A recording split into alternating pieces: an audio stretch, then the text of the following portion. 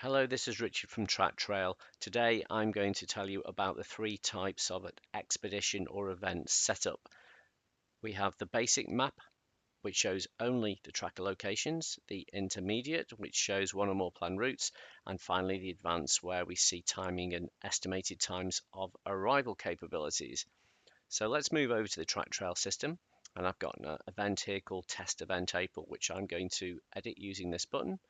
In here, the name's been set. We've set a date and time and a a start date and a start time and an end date and an end time. And you may have also added a password and perhaps some SOS contact details as well. Finally, the only other thing I've added is I've assigned two trackers. And if I click on the edit participants area, we can see that we've got a group one and a group two. And that is all that's involved in the setup of a basic map. So when I click on this one now, what we will see, it will zoom into the area of interest, where in this case we've got one of the trackers which is turned on, and every couple of minutes you would see that will move. There's nothing else on that map at all. There's no other routes. Quite simply, it will zoom directly in to the area that the tracker is powered on, and it will only do that within the time boundaries of the start date and the end time. And that is it. You would just follow the expedition by seeing those trackers moving every couple of minutes. When we move on to the second type of event setup, we're talking about adding routes, and routes are in the form of GPX files. Those routes would have been created using Ordnance Survey Maps Online, or perhaps EDV, which is essentially a very similar application. It was based on the OS application as well. So you would create your routes within that, and potentially you would have edited certain waypoints along the way and rename them, for example, meeting point, campsite. And when you save that and export it out, the type of file it exports is a GPX file. That file is imported into our system here. When you choose this one here, you would go to import the first file and save that one. And then I'm just going to add a second one, which is the second loop, and save that one there. So now we've got two loops. We've got the Apocalypse Conquest and the Apocalypse Death Loop. This is actually related to an event that I helped to organise, hence the strange names. So let me first of all make these a different colour. Now I'm going to choose red for this one, and I'm going to choose blue for the other one. Okay, note that you will also see those waypoints I talked about before. So in the case of these GPX files or those routes, I have edited certain waypoints and renamed them, and instantly the TrackTrail system has recognized those as important. You can go and rename those if you wish. Equally, you can delete some of them out there as well. So I'm going to save that and update.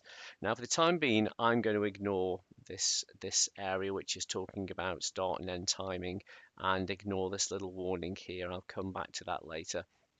Despite that warning, despite this area not being populated, this is now a completed and finished setup for the intermediate level mapping. So now when I click on the map this time, of course our tracker is way over here at the moment, but I'm going to zoom into our area of interest, which happens to be around the Church Stretton area, or centered on the Church Stretton area. And here you can see the blue route and you can see the red route. And if there was a tracker in the area, that would appear and it would begin to hopefully follow that route. Now you can hide and show these by ticking the button in the top right corner where you select your map from. This is where you would pick your outdoor leisure stack. But here you can make both routes disappear, or you can just make one or the other disappear as well. This other button next to it will show you the elevation profile, so you can show the elevation profile for those routes as well. That is a fully completed setup for the intermediate type. There's no timing as such being specifically set up on this. So right now, all you're going to be seeing is the flags moving around this visual representation of their planned routes. So finally, let's take it to the third level, which is the advanced level. And this is where we're going to start to use this area in combination with assigning specific participants to specific routes. So in this case, we've got a 2-day expedition, which we might be a bronze expedition. As default, you'll see that both of these routes are visible or show that they are active for the entire span from the 22nd to the 23rd, and the other one is 22nd to 3rd as well. In this case, what I'm going to do is edit the 22nd. I'm going to start it at 8 o'clock in the morning instead, and I'm also going to end this one. In fact, let's end it on the 23rd, and in fact I'll leave it at 23:59 because that's sorry, we need to change that to the 22nd, and that at 23:59. So what you've got now is an event or a route which is applicable to day one, and this one I'm going to make applicable to day two. So I'm just going to change this to the 23rd, and in this case I'll say that the group's going to set off at 7 o'clock. You can alter this later if you wish, and this one is going to be running from the 23rd, and I will end this one at 10 o'clock at night. Okay, I'm just going to click update route times, and that data has now been saved, and we've now effectively got a day one and a day two route. And just to give you an example of how you can change these details, I'm going to edit that to day one. I'm going to edit this one to day two. Okay, so that one's running on the 22nd, this one is running on the 23rd. So we've told the system which route is active on which day. And now the final part, you'll see this warning triangle here at the bottom. Participants must be assigned to routes for the speed, leaderboard, and distance features to work. So I click on Edit Participants at this point in time, and you'll see there that we can click which route is applicable to each group. So in this case, I'm going to say both groups 1 and 2 are going to be tackling day 1 and day 2. And I do that simply by putting a tick in each of these boxes, and this tells the system that the groups are doing the same route and they're doing them on day one and on day two. You'll notice there is a start time box in here. What is that for? That's for staggered starts. So let's say you don't want the groups really to follow each other too closely. I could say this group is starting at 8:10 and this group is starting at 8:30. Similarly, on day two, I could say this one's starting at 7:10 and this group are starting at 7:45. And all that does is ensure even more accurate timing. You can alter this after as well. So even if the event is actually finished, you can go and change this and it will do a lot of recalculation on the timing and the leaderboards. But obviously it's more useful to you if you set this soon after the event has started, or should I say, you can set it the day before, the week before, whenever you like. But in the event that you set off at a later time than planned, you can go in and alter this to exactly what you want to read. If I click on the Advanced tab just to show you, there are some other things you can adjust. You can adjust the group's name, you can adjust the flag number or bib number, or you can change that to a letter or some initials. If you happen to be carrying your mobile phone, you could hit this upload photo button and take a photograph of the group or the person, and that would then appear on the map. So if you can't quite remember who were group 1 and who were group 10, that's a useful little feature. You can alter the flag colours or the circular aspect of the flag by choosing these colours here as well.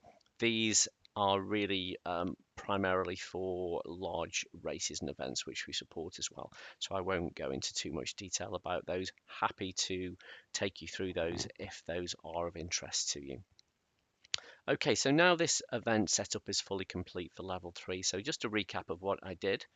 The routes had already been added, and all I did was set a start date and an end date for the routes in question, for each of the routes in question. And then finally, I went and put a tick to say which group was doing each route. In this case, both groups are doing both routes, and I've also gone to an extra level of setting a staggered start time. This is absolutely not necessary.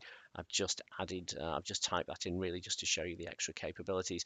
You'll notice that there's no more warning triangles anywhere as well. That warning triangle has gone to say that groups must be assigned to routes. So that means that we're all set.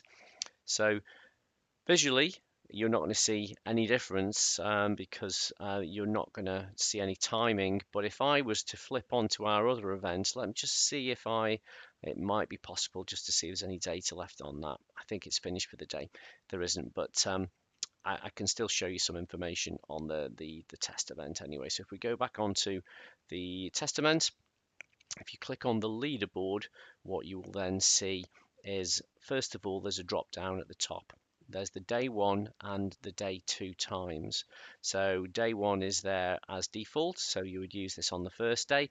As the groups begin to progress along the route, you would start to see this data being populated, all of the ETAs. In this case, because there is actually a flag that's plotted on the map, it's giving some ETA data which won't be accurate because that flag is a long way from the map, but you get the idea that you'll see ETAs populated here, and when a group actually reaches or gets within the radius of the checkpoint, it will stamp an actual time. The word ETA is removed and it will stamp an actual time in there.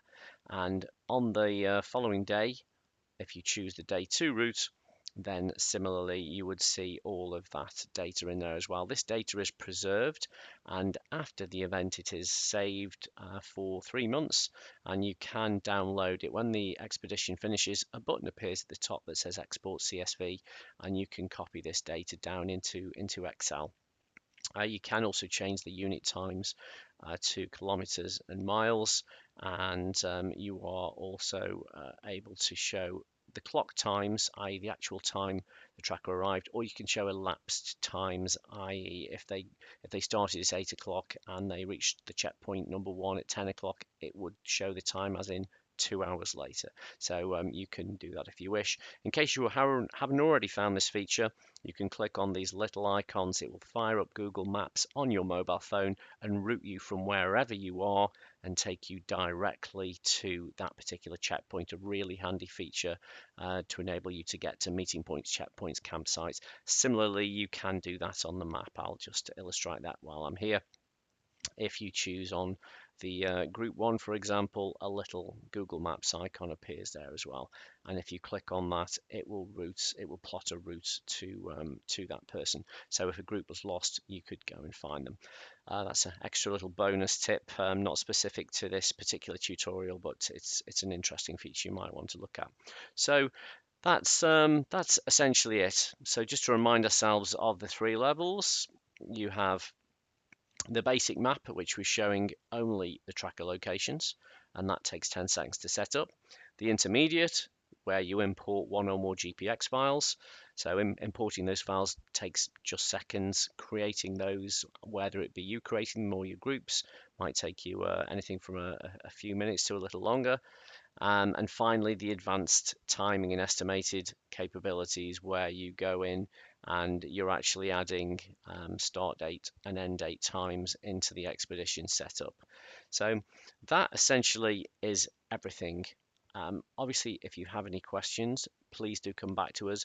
The tracking system has many more advanced features, but I've just gone through those 3 basic types just to give you a good idea and get you up and running quickly. For the vast majority of groups, that will be sufficient. One thing it is worth saying of note is if I hop onto the map here and zoom into this area, if you have one loop and you've got one group that's going one way around it and another group that's going the other way around it, you have to import the route twice, i.e. you create the route once clockwise or anti-clockwise as I'm drawing it there, and then when you're in OS Online there's a button in the corner that says reverse route, and you would save a second copy called the clockwise route, and that way you would have let's say a red copy and a blue copy which would appear here. You would set group number 1 going clockwise and group number 2 going anti-clockwise when you go and assign them to routes, and that way you would still get that accurate timing. Remember, setting those dates and times is only important if you want to see accurate timing. If you're just interested in seeing the route and where the flags are or where the trackers are in relation to it, only do the intermediate setup. I hope that is clear, but by all means contact us and we'll be more than happy to help and guide you through your expedition and event setup. Thank you very much.